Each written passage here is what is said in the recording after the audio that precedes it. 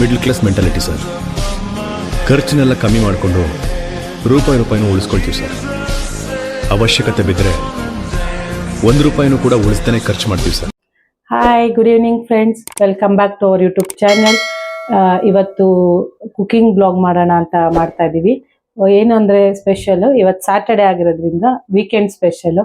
ಹಂಗಾಗಿ soya chunks ನ use ಮಾಡ್ಕೊಂಡು ಸೋಯಾ ಮಂಚೂರಿನ ಮಾಡ್ತಾ ಇದ್ದೀನಿ.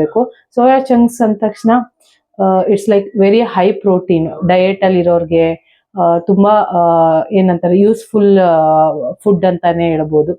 ತುಂಬಾ ಹೈ ಪ್ರೋಟೀನ್ ಇದು. ಯೂಸ್ ಮಾಡ್ಬೋದು ನಿಮ್ಮ ಡಯಟ್ಸ್ ಅಲ್ಲೆಲ್ಲ ಇದನ್ನ ಯೂಸ್ ಮಾಡ್ಕೋಬಹುದು. ಇದರಲ್ಲಿ ನಾನಾ ತರ ಮಾಡ್ತಾರೆ.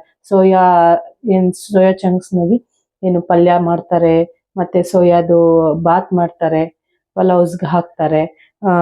ಇವತ್ತು ಸೋಯಾ ಮಂಚೂರಿಯನ್ ಮಾಡೋಣ ಅಂತ ಮನೇಲೆ ಪ್ರಿಪೇರ್ ಮಾಡ್ತಾ ಇದ್ದೀನಿ. ಅದಕ್ಕೋಸ್ಕರ ಸ್ಟಾರ್ಟಿಂಗ್ ಒಂದು 10 ಮಿನಿಟ್ಸ್ ಆಯ್ತು ನಾನು ಸೋಯಾ ಚಂಕ್ಸ್ ಸೋಕ್ ಮಾಡ್ಕೊಂಡಿದ್ದೀನಿ. ನೋಡಿ ಗೊತ್ತಾಗ್ಬೋದು.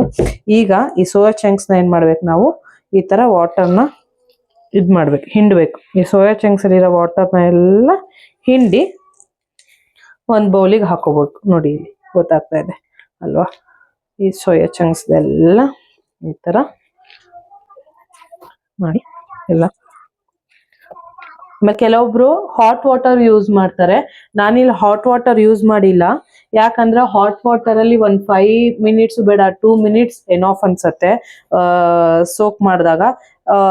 ತುಂಬಾ ನಾವೇನ್ ಮಾಡ್ತೀವಿ ಗೊತ್ತಾಗಲ್ಲ. ಓಕೆ, ಹಾಟ್ ವಾಟರ್ ಅಲ್ಲಿ ಇದ್ ಮಾಡೋಣ ಅಂತ ಅನ್ಕೊಂಡ್ಬಿಟ್ಟು ನಾವೇನ್ ಮಾಡ್ತೀವಿ, ಏನ್ ಸೋಕ್ ಮಾಡಿದಾಗ ಏನಾಗತ್ತೆ, ಕಂಪ್ಲೀಟ್ ಇದು ಪುಡಿ ಆಗ್ತಾ ಹೋಗುತ್ತೆ. ಈ ನಾರ್ಮಲ್ ವಾಟರ್ ಅಲ್ಲೇ, ಕೋಲ್ಡ್ ವಾಟರ್ ಅಲ್ಲೇ ನೀವು ಇದ್ ಮಾಡ್ಬಿಟ್ಟು ಸೋಕ್ ಮಾಡಿ ಇಟ್ಕೊಂಡ್ರೆ ಈ ತರ ಆರಾಮಾಗಿ ನಾವು ವಾಟರ್ ಎಲ್ಲ ರೆಡ್ಯೂಸ್ ಮಾಡ್ಕೋಬಹುದು. ವಾಟರ್ ಇಂದ ಇದ್ ಮಾಡಿ ಸೋಕ್ ಮಾಡಿರೋದನ್ನ ವಾಟರ್ ಇಂದ ಫುಲ್ಲು ಹಿಂಡ್ಬಿಟ್ಟು ತೆಗ್ದಿರೋ ಸೋಯಾ ಚಂಕ್ಸ್. ಈಗ ಇದಕ್ಕೆ ಏನೇನ್ ಹಾಕ್ತೀನಿ ಅಂದ್ರೆ, ಈಗ ಫಸ್ಟ್ ಮಂಚೂರಿಯನ್ ಮಾಡಕ್ಕೆ ಫಸ್ಟ್ ಇದನ್ನ ಪ್ರಿಪೇರ್ ಮಾಡ್ಕೋಬೇಕು. ಹಂಗಾಗಿ ಏನೇನ್ ಹಾಕ್ತೀನಿ ಅಂತ, ಇದಕ್ಕೀಗ ಪೆಪ್ಪರ್ ಪೌಡರ್ ಹಾಕ್ತಾ ಇದ್ದೀನಿ. ಪೆಪ್ಪರ್ ಪೌಡರ್ ಅಂದ್ರೆ ನಿಮ್ ಟೇಸ್ಟ್ ಪ್ರಕಾರ, ನಾನು ಒಂದು ಅಂದಾಜ್ ಮೇಲೆ ಹಾಕ್ತಾ ಇದ್ದೀನಿ. ಇದೊಂದು ಈ ಬೌಲ್ ಅಷ್ಟು ನಾನು ತಗೊಂಡಿದ್ದೀನಲ್ವಾ ಸೋಯಾ ಚಂಕ್ಸ್, ಇದಕ್ಕೆ ಎಷ್ಟು ಕ್ವಾಂಟಿಟಿ ಬೇಕೋ ಅಷ್ಟು ಕ್ವಾಂಟಿಟಿನ ಪೆಪ್ಪರ್ನ ಯೂಸ್ ಮಾಡ್ತಾ ಇದ್ದೀನಿ.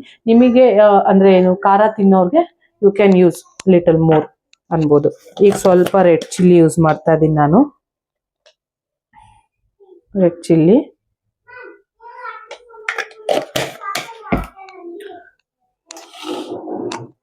ಆಮೇಲೆ ಜಿಂಜರ್ ಗಾರ್ಲಿಕ್ ಪೇಸ್ಟ್ ಯೂಸ್ ಮಾಡ್ತಾ ಇದ್ದೀನಿ. ಇದೆಲ್ಲ ನಾನು ಹೋಮ್ ಮೇಡ್. ಆಕ್ಚುಲಿ ನಾನು ಮನೇಲೆ ಪ್ರಿಪೇರ್ ಮಾಡಂತಹ ಜಿಂಜರ್ ಗಾರ್ಲಿಕ್ ಪೇಸ್ಟ್. ನಾನು ಯಾವುದೇ ತರದ ಹೊರಗಡೆಯಲ್ಲಿ ಯೂಸ್ ಮಾಡಲ್ಲ ಜಿಂಜರ್ ಗಾರ್ಲಿಕ್ ಪೇಸ್ಟ್. ಎಷ್ಟೇ ಹೊತ್ತಾಗ್ಲಿ, ಎಷ್ಟೇ ಟೈಮ್ ಆಗ್ಲಿ, ಯಾಕಂದ್ರೆ ಆ ಫ್ರೆಶ್ನೆಸ್ ಇರತ್ತೆ. ಮನೇಲಿ ಮಾಡಿದಂತಹ ಫ್ರೆಶ್ನೆಸ್ ಯಾವಾಗ್ಲೂ ಇರತ್ತೆ. ಹಂಗಾಗಿ ನಾನು ನಾರ್ಮಲಿ ಪ್ರಿಫರ್ ಮಾಡೋದೇ ಮನೇಲಿ ಮಾಡೋದಂತಹ ಜಿಂಜರ್ ಗಾರ್ಲಿಕ್ ಪೇಸ್ಟೇ. ಇದು ನಾನು ಮಾಡಿ ಇಟ್ಕೊಂಡ್ಬಿಡ್ತೀನಿ. ನನಗೆ 1 ವೀಕ್ ಬರುತ್ತೆ. ಹಂಗಾಗಿ ನಾನು ಮಾಡಿ ಇಟ್ಕೊಂಡ್ಬಿಟ್ಟಿರ್ತೀನಿ ಜಿಂಜರ್ ಗಾರ್ಲಿಕ್ ಪೇಸ್ಟು.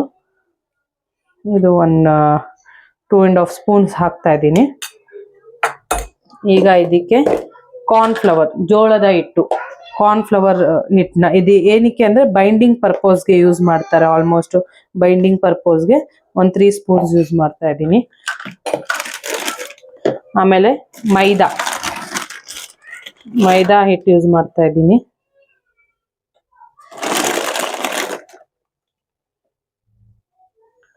ಆಮೇಲೆ ಅಕ್ಕಿ ಹಿಟ್ಟು, ರೈಸ್ ಫ್ಲವರ್, ಅಕ್ಕಿ ಹಿಟ್ಟು ಯೂಸ್ ಮಾಡ್ತಾ ಇದ್ದೀನಿ. ಏನಕ್ಕೆ ಅಂದ್ರೆ ಕ್ರಿಸ್ಪಿನೆಸ್ ಬರ್ಲಿಕ್ಕೋಸ್ಕರ ಅಕ್ಕಿ ಹಿಟ್ಟು ಯೂಸ್ ಮಾಡ್ತಾ ಇದ್ದೀನಿ ಸ್ವಲ್ಪ. ಆಮೇಲೆ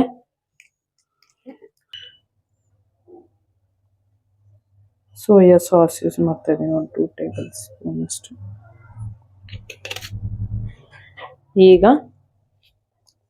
ವಾಟರ್ ಹಾಕಿ ಮಿಕ್ಸ್ ಮಾಡ್ಕೋಬೇಕು. ಫಸ್ಟ್ ಹಾಗೆ ಏನೇನು ಹಾಕಿದ್ದೀನಿ ಇಂಗ್ರೀಡಿಯೆಂಟ್ಸ್ನ ಅದ್ರ ಜೊತೆ ಸ್ವಲ್ಪ ಮಿಕ್ಸ್ ಮಾಡ್ಕೊಳ್ಳೋಣ ಫಸ್ಟು.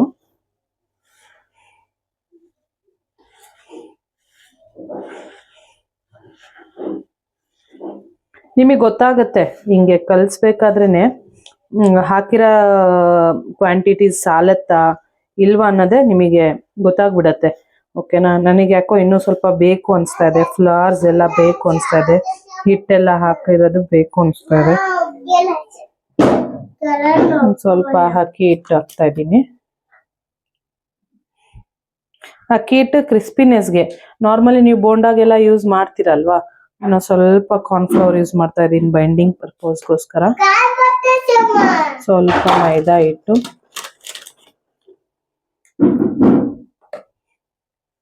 ಸ್ವಲ್ಪ ವಾಟರ್ ಯೂಸ್ ಮಾಡೋಣ. ಮಿಕ್ಸ್ ಮಾಡ್ಕೊಳ್ಳೋಣ.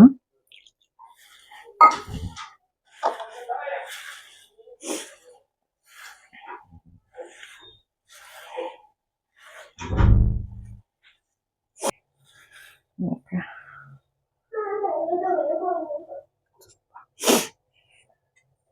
ಸ್ವಲ್ಪ ಗಾರ್ಲಿಕ್ ಪೇಸ್ಟ್ ಯೂಸ್ ಮಾಡ್ತಿದ್ದೀನಿ. ಸ್ವಲ್ಪ ಬೈಂಡಿಂಗಿಗೆ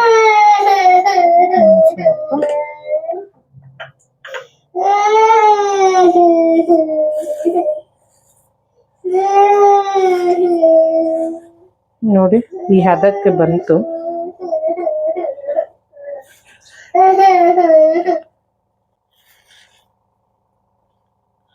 ಸ್ವಲ್ಪ ರೆಡ್ ಚಿಲ್ಲಿ ಪೌಡರ್ ಹಾಕೊಳ್ಳೋಣ. ಸ್ವಲ್ಪ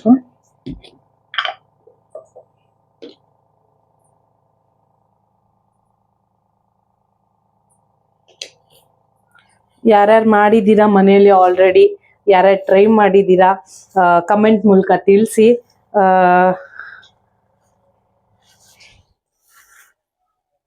ಮಾಡ್ದಿಲ್ದವರು ಮನೇಲಿ ಟ್ರೈ ಮಾಡಿ ಹೇಗ್ ಬಂತು ಅಂತ ಹೇಳಿ ರೆಸಿಪಿನ ಕಮೆಂಟ್ ಬಾಕ್ಸಲ್ಲಿ ಮೂಲಕ ತಿಳಿಸಿ ನಮಗೆ. ಆಮೇಲೆ ನಿಮಗೆ ಇನ್ಯಾವ ಥರ ಫುಡ್ ಕುಕಿಂಗ್ ವಿಡಿಯೋಸ್ ಬೇಕು ಅನ್ನೋದು ರಿಕ್ವೆಸ್ಟ್ ನೀವು ಕಳಿಸಿದ್ರೆ ನಮಗೆ, ನಾನು ಆ ರಿಕ್ವೆಸ್ಟ್ ಮೇಲೆ ನಾನು ಫುಡ್ ಬ್ಲಾಗ್ಸು ಮಾಡ್ತೀನಿ, ಕುಕಿಂಗ್ ವಿಡಿಯೋಸು ಮಾಡ್ಕೊತೀನಿ. ಸ್ವಲ್ಪ ಸೋಯಾ ಸಾಸ್ ಬೇಕಾಗತ್ತೆ ಅನ್ನಿಸ್ತಾ ಇದೆ ನನಗೆ, ಸ್ವಲ್ಪ ಹಾಕೊಂತ ಇದ್ದೀನಿ.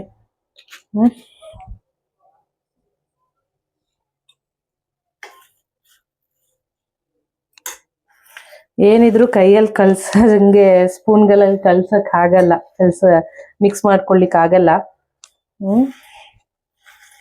ಓಕೆ, ಈಗ ಸೋಯಾ ಚಂಕ್ಸ್ ನ ಪ್ರಿಪೇರ್ ಮಾಡ್ಕೊಂಡಿದೀವಿ. ಅಂದ್ರೆ ಈಗ ಮಂಚೂರಿ ಮಾಡ್ಲಿಕ್ಕೆ ಏನೇನ್ ಬೇಕು ಇಂಗ್ರೀಡಿಯೆಂಟ್ಸ್ ಇದಕ್ಕೆಲ್ಲ ಹಾಕೊಂಡು ಪ್ರಿಪೇರ್ ಮಾಡ್ಕೊಂಡಿದೀವಿ. ಈಗ ನೆಕ್ಸ್ಟ್ ಆಯಿಲ್ ಡೀಪ್ ಫ್ರೈ ಮಾಡಬೇಕು. ಆಯಿಲ್ ಡೀಪ್ ಫ್ರೈ ಮಾಡೋಣ. ಈಗ ಆಯಿಲ್ ಇಟ್ಕೊಂಡಿದ್ದೀನಿ ನಾನು ಆಲ್ರೆಡಿ, ಒಂದು ಬಾಣಲಿಲಿ ಇಟ್ಕೊಂಡಿದ್ದೀನಿ. ಅದನ್ನ ಒಂದ್ ಸ್ವಲ್ಪ ಕಾಯಕ್ಕೆ ಇಟ್ಬಿಡೋಣ. ಚೆನ್ನಾಗಿ ಕಾದ್ರೆ ಅವಾಗ ಆಯಿಲ್ ಚೆನ್ನಾಗಿ ಕಾಯ್ಬೇಕು. ಯಾವಾಗ್ಲೂ ಆಯಿಲ್ ಚೆನ್ನಾಗಿ ಕಾದಾಗ ಬಿಡೋ ಇದನ್ನ ಏನಾಗುತ್ತೆ, ಕನ್ಸಿಸ್ಟೆನ್ಸಿ ಚೆನ್ನಾಗಿ ಬರುತ್ತೆ, ಒಡ್ಕೊಳ್ಳೋದು ಅದೆಲ್ಲ ಆಗಲ್ಲ. ಹಂಗಾಗಿ ಸ್ವಲ್ಪ ಆಯಿಲ್ ಚೆನ್ನಾಗಿ ಕಾದ್ರೇನೆ ಅದು ಇದು. ಓಕೆ, ಎಣ್ಣೆ ಕಾದಿದೆ. ಸ್ಟಾರ್ಟಿಂಗ್ ಒಂದೆರಡು ಬಿಟ್ಟು ನೋಡೋಣ, ಗೊತ್ತಾಗುತ್ತೆ ಅವಾಗ ಕಾದಿದ್ಯಾ ಹೇಗೆ ಅಂತ. ಓಕೆ,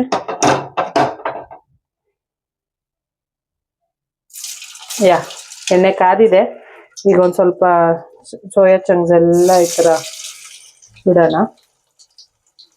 ಆಮೇಲೆ ಎಣ್ಣೆಗೆ ಬಿಟ್ಟ ತಕ್ಷಣ ಏನಂತಾರೆ, ಅಲ್ಲಾಡ್ಸ್ಬೇಡಿ. ಏನಾಗತ್ತೆ, ನಾವು ಮಸಾಲ ಹಾಕಿರೋದು ಅದ್ರಲ್ಲಿ ಏನಾಗತ್ತೆ, ಬಿಡ್ಕೊಂಡ್ಬಿಡತ್ತೆ. ಹಂಗಾಗಿ ಒಂದ್ 5-4 ಮಿನಿಟ್ಸ್ ಆದ್ಮೇಲೆ ಬೇಕಂದ್ರೆ ಹಿಂಗ್ ಟರ್ನ್ ಮಾಡ್ಕೊ. ನೋಡ್ತಾ ಇದ್ದೀರಾ ಕಲರ್ಸ್ ಚೇಂಜ್ ಆಗ್ತಾ ಇದೆ. ಇನ್ ಸ್ವಲ್ಪ ಆಗ್ಲಿ, ಆಮೇಲೆ ಟರ್ನ್ ಮಾಡ್ತೀನಿ. ಇಲ್ಲೆಲ್ಲ ಕಲರ್ಸ್ ಚೇಂಜ್ ಆಗ್ತಾ ಇರೋದು ಗೊತ್ತಾಗ್ತಾ ಇದೆ ಅನ್ಸ್ತಾ ಇದೆ.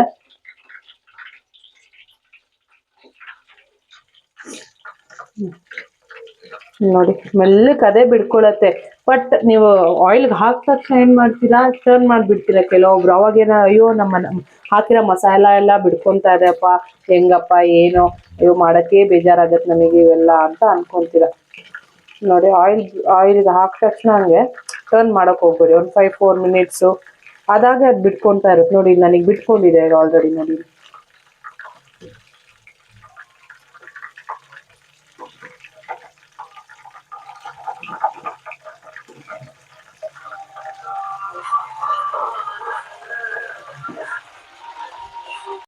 ಓಕೆ, ನೋಡಿ ರೆಡಿ ಆಯ್ತು ಆಲ್ರೆಡಿ ಸೋಯಾ ಚಂಕ್ಸ್ದು ಇದು. ಈಗ ಮಂಚೂರಿ ಮಾಡೋ ವಿಧಾನ ಹೇಗೆ ಮಾಡೋದು. ಈಗ ಒಂದು ಬಾಣಲಿ ಇಟ್ಕೊಂಡಿದ್ದೀನಿ, ಆಯಿಲು, ಇದಕ್ಕೆ ಆಲ್ರೆಡಿ ನಾನು ಗ್ರೀನ್ ಚಿಲ್ಲಿ ಮತ್ತು ಬೆಳ್ಳುಳ್ಳಿ ಆಮೇಲೆ ಜಿಂಜರು ಎಲ್ಲ ಚಾಪ್ ಮಾಡಿ ಇಟ್ಕೊಂಡಿದ್ದೀನಿ ಸಣ್ಣದಾಗಿ. ಹಸಿಮೆಣ್ಸಿನ್ಕಾಯಿ ಸಣ್ಣದು ಚಾಪ್ ಮಾಡಿದ್ದೀನಿ, ಬೆಳ್ಳುಳ್ಳಿ ಸಣ್ಣದು ಚಾಪ್ ಮಾಡಿ ಹಾಕಿದ್ದೀನಿ, ಆನಿಯನು ಚಾಪ್ ಮಾಡಿ ಇಟ್ಕೊಂಡಿದ್ದೀನಿ, ಆನಿಯನು ಹಾಕ್ತಾ ಇದ್ದೀನಿ ಇವಾಗ.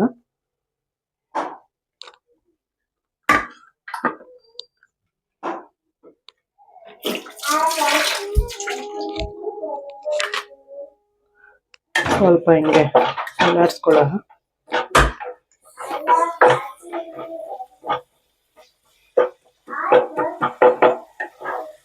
ನಾರ್ಮಲಿ ಹೊರ್ಗಡೆ ಎಲ್ಲ ತಿಂತಾನೆ ಇರ್ತೀವಿ, gobi manchurian, veg balls, veggies, soya manchurians ಮಾಡ್ತಾರೆ, ಅದು ಎಲ್ಲ ತಿಂತಾನೆ ಇರ್ತೀವಿ. ಸ್ವಲ್ಪ ಹಿಂಗೆ ಚೆನ್ನಾಗಿ ರೋಸ್ಟ್ ಆಗಲಿ.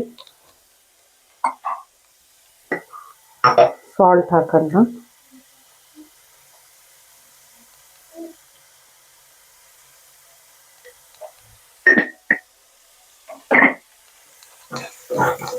ಸ್ವಲ್ಪ ಗೋಲ್ಡನ್ ಬ್ರೌನ್ ಆಗಲಿ ಆನಿಯನು.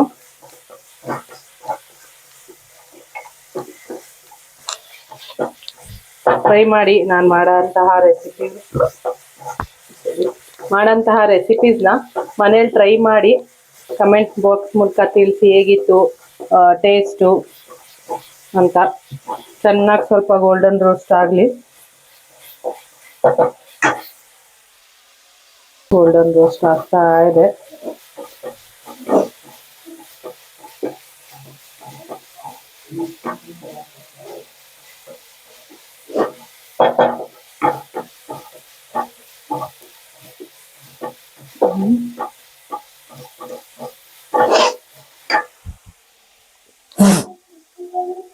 ಸ್ವಲ್ಪ ಖಾರಕ್ಕೆ ಚಿಲ್ಲಿ ಪೌಡರ್ ಯೂಸ್ ಮಾಡ್ತಾ ಇದ್ದೀನಿ ಇವಾಗ ಇನ್ನೊಂದ್ಸರಿ.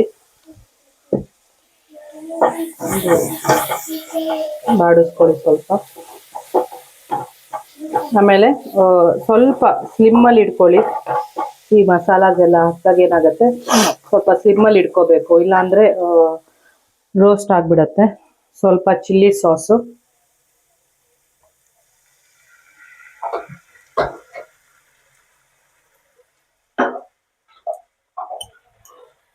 ರೆಡ್ ಚಿಲ್ಲಿ ಸಾಸು,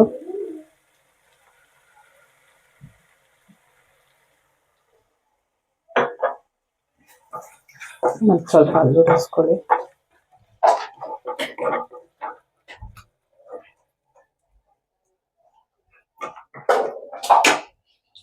ಸ್ವಲ್ಪ ಟೊಮ್ಯಾಟೊ ಕೆಚಪ್ ಹಾಕ್ತಾ ಇದ್ದೀನಿ, ಸ್ವಲ್ಪ ಸ್ವೀಟ್ನೆಸ್ಗೋಸ್ಕರ. ಅಂದರೆ ಹುಳಿ ಹುಳಿ ಖಾರ ಖಾರ ಚೆನ್ನಾಗಿರತ್ತೆ ತಿನ್ನಕ್ಕೆ ಅಲ್ವಾ.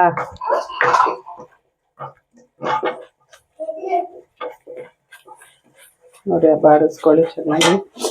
ಈಗ ಸ್ವಲ್ಪ ಸೋಯಾ ಸಾಸ್ ಹಾಕ್ತಾ ಇದ್ದೀನಿ.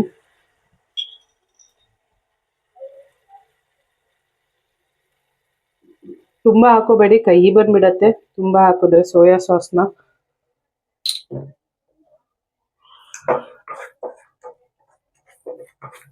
ಬಾಡಿಸ್ಕೊಳ್ಳಿ.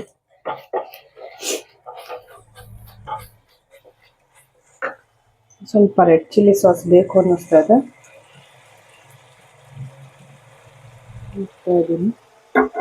ಸ್ವಲ್ಪ ಕೆಚಪ್ ಹಾಕೋಬಹುದು.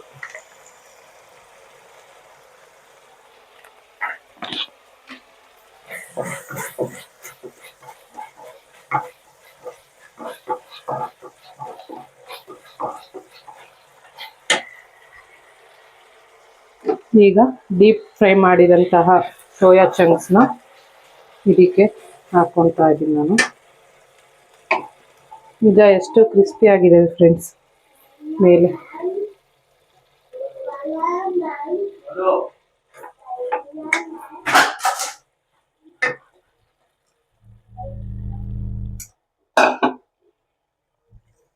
ಚೆನ್ನಾಗಿ ಮೇಲಿಂದ ಕೆಳಗೆ ಮಾಡ್ಕೊಳ್ಳಿ.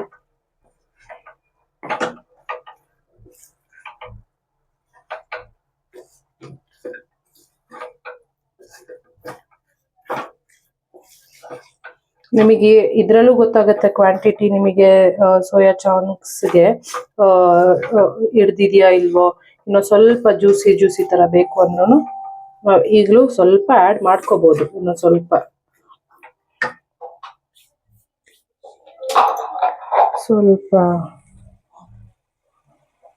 ರೆಡ್ ಚಿಲ್ಲಿ ಸಾಸು, ಸ್ವಲ್ಪ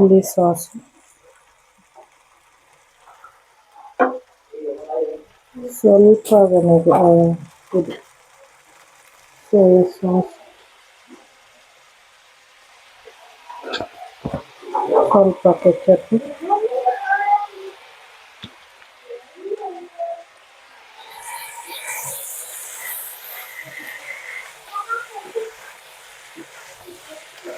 ಅಂಗಡಿಗಳಲ್ಲಿ ನೋಡ್ತಾ ಇರ್ತೀರಾ ಗೋಬಿ ಮಾಡ್ಬೇಕಾದ್ರೆ ಪಟ ಹಿಂಗ್ ಮಾಡ್ತಾ ಇರ್ತಾರೆ.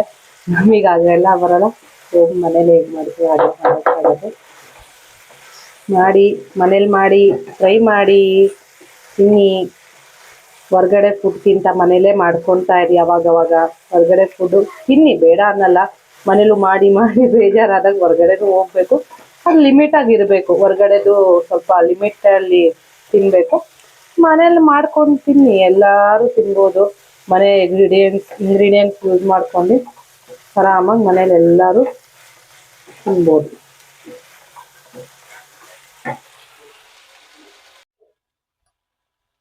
ನೋಡಿ ಫ್ರೆಂಡ್ಸ್, ಆಲ್ಮೋಸ್ಟ್ ರೆಡಿ ಆಯ್ತು. ಸೋಯಾ ಮಂಚೂರಿ ಮನೆಯಲ್ಲೇ ಮಾಡಂತಹ ಈಸಿಯಾಗಿ ಮಾಡ್ಬೋದು. ಏನೊಂದು ಆಲ್ಮೋಸ್ಟ್ ಒಂದು ಮ್ಯಾಕ್ಸಿಮಮ್ 20 ಮಿನಿಟ್ಸ್ ಸಾಕು. ಎಲ್ಲ ನೀವು ರೆಡಿ ಮಾಡಿ ಇಟ್ಕೊಂಡ್ಬಿಟ್ರೆ ಮ್ಯಾಕ್ಸಿಮಮ್ 20 ಮಿನಿಟ್ಸ್ ಸಾಕು. Ready to serve. ಈಗ ಸ್ವಲ್ಪ ನಿಮಗೆ ರೋಸ್ಟ್ ಬೇಕಂದ್ರೆ ಸ್ವಲ್ಪ ರೋಸ್ಟೆಡ್ ಮಾಡ್ತಾ ಇರಿ.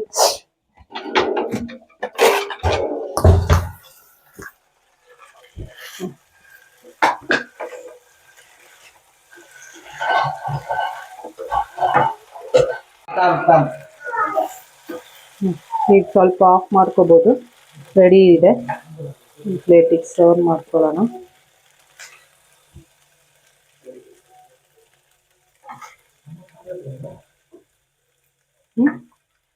ಇದಕ್ಕೆ ಮೇಲೆ ಸ್ವಲ್ಪ ಆನಿಯನ್ ಸ್ಪ್ರಿಂಕಲ್ ಮಾಡೋಣ. ಕೊತ್ತಂಬರಿ ಇದ್ರೆ ನೀವು ಕೊತ್ತಂಬರಿನೂ ಸ್ಪ್ರಿಂಕಲ್ ಮಾಡ್ಕೋಬಹುದು. ಇವಾಗ ನನ್ನ ಹತ್ರ ಇರಲಿಲ್ಲ, ಹಂಗಾಗಿ ನಾನು ಇರೋದ್ರಲ್ಲಿ ಅಡ್ಜಸ್ಟ್ ಮಾಡ್ತಾ ಇದ್ದೀನಿ. Ready to eat. ಎಲ್ಲರೂ ಮನೇಲಿ ಟ್ರೈ ಮಾಡಿ ನೋಡಿ ಯಾವ ಥರ ಬಂದಿದೆ ಕಮೆಂಟ್ ಮೂಲಕ ತಿಳಿಸಿ. ಬಾಯ್ ಬಾಯ್. ನೆಕ್ಸ್ಟ್ ಬ್ಲಾಗಲ್ಲಿ ಮತ್ತೆ ಸಿಗ್ತೀನಿ.